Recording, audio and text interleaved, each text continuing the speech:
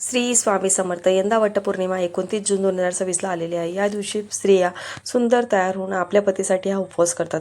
सत्यवान आणि सावित्रीची कथा तर तुम्ही ऐकलीच असेल. सत्यवानाचे प्राण तिथे त्याला मिळाले होते, म्हणून प्रत्येक स्त्री ही वटपौर्णिमेच्या दिवशी तिच्या पतीच्या दीर्घायुष्यासाठी हा उपवास करत असते आणि वडाला दोरा बांधत असते.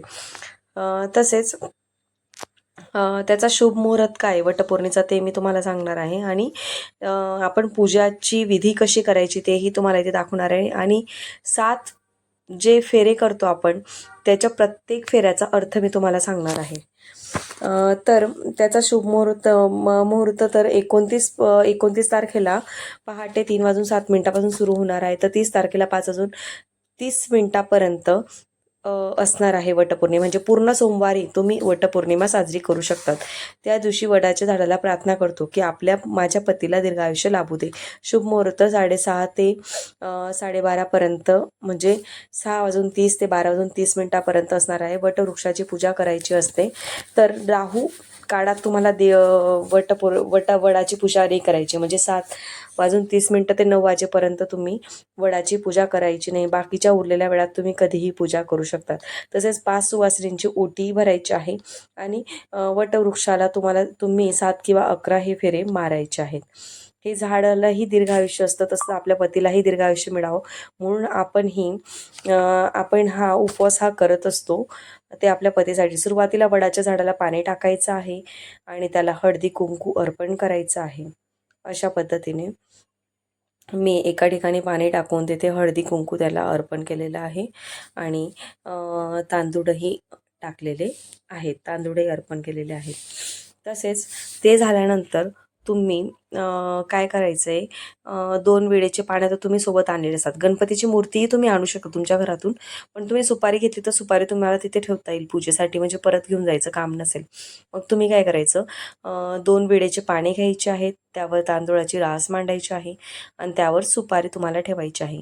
आणि सुपारीचा अभिषेक करायचा आहे. पंचामृताने अभिषेक करा. ओम गणपते नमः म्हणायचं आहे. नंतर पाण्याने अभिषेक करायचा आहे. आणि त्याला हळदी कुंकू पुष्प थोडी साखर वाहून हे करायचं आहे. आणि त्याला वस्त्र देखील व्हायचं आहे. वडाला सुद्धा वस्त्र आणायचं आहे आणि याला सुद्धा वस्त्र आणायचं आहे तुम्हाला. वडालाही वस्त्र व्हायचं आणि गणपती बाप्पांनाही तुम्ही वस्त्र व्हायचं आहे.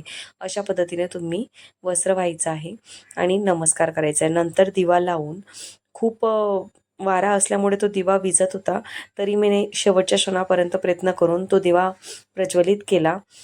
आणि प्रज्वलित केल्यानंतर अगरबत्तीही लावली. अगरबत्ती लावून तेथे आरती केली, ओवाळून घेतली ते पूर्ण वटवृक्षाला. अशा पद्धतीने मी पूजा केलेली आहे. नंतर ताटाने मी ओवाळून घेतलं वडाला.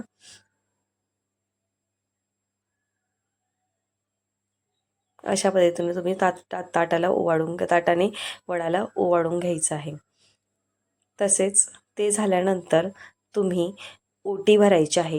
म्हणजे आपण तिथे सावित्रीची ओटी भरत असतो. तर त्यासाठी ब्लाऊज पीस घ्यायचा आहे आणि हळद कुंड, खोबरे, नंतर ज्या 5 गोष्टी असतात त्या घ्यायच्या आहेत. आणि प्रत्येक गव्हामध्ये तेवढं टाकून तुम्हाला हळूहळू सुपारी, खोबरं, हळद कुंड, जा जा जा जाय हे जायफळ हे असं सगळं एकत्र करून तुम्हाला ओटी भरायची. नंतर वस्त्र, बांगड्यांचं वगैरे दागिनाही द्यायचं आहे.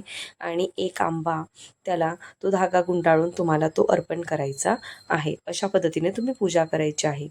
तर हे झाली पूजाची विधी. नंतर तुम्ही तिथे गुळ खोबरं जे आणलंय तेही तुम्ही नैवेद्याला तिथे वडाच्या झाडाला ठेवायचं आहे.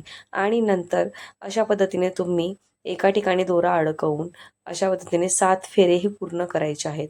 तर या दिवशी कोणी दिवसभर उपवास करतं, तर कोणी दुसऱ्या दिवशी सोडत असतं, आणि कोणी पूजा करून झालं की लगेच उपवास घरी येऊन सोडत असतं.